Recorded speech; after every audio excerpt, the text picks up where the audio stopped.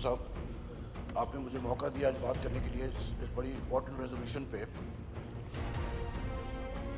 मैं आज as a Hindu नहीं, एज अ मेंबर नहीं, मैं एज अ पेट्रियोटिक पाकिस्तानी ये बात करना चाहता हूँ।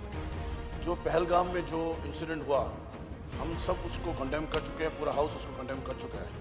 मगर एज़ यूजुअल जो इंडिया की हरकत रही, उन्होंने फिर वही हमें ही टारगेट किया कि ये हमारी तरफ से हुआ है।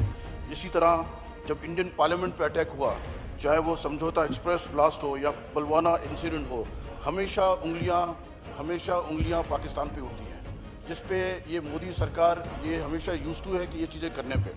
जनाब स्पीकर, मैं एक चीज़ बताना चाहता हूँ as a Hindu from Sindh, I must emphasize the river Indus holds sacred value for us. It is more than a water source. It's a part of our faith, our culture, and our identity. According to ancient Hindu belief, the Indus River is pure and revered. Our ancient Vedas were written on the banks of Indus. It is the site of rituals such as Pavitra, Sanan, Pitra Puja, and numerous other spiritual practices. India's aggression, therefore, is not only political, it is direct affront to the religious sentiments of the Hindu population of Sindh and Pakistan. जनाब speaker, मैं फिर से एक चीज़ बताना चाहता हूँ जो हम बार बार इस चीज़ पर डिस्कस भी कर रहे हैं कि माइनॉरिटीज़ इन इंडिया के अंदर आज भी आप देखें क्रिश्चियंस पे क्या हो रहा है, उनके अपने दलित्स के साथ क्या हो रहा है, मुसलमानों के साथ गुजरात में क्या हुआ, वो बुचर्स हैं सर। हम हिंदू लिविंग इन पाकिस्तान, मैं ये समझता हूँ कि जितने हम खुशकिस्मत हैं यहाँ रहकर, अच्छा हुआ कि हम कभी पाकिस्तान छोड़ के कभी उस तरफ गए ही नहीं। हम शुरू से यहाँ बैठे हुए, चाहे वो क्रिश्चियंस हों, चाहे हिंदूज हों, चाहे पारसीज हों।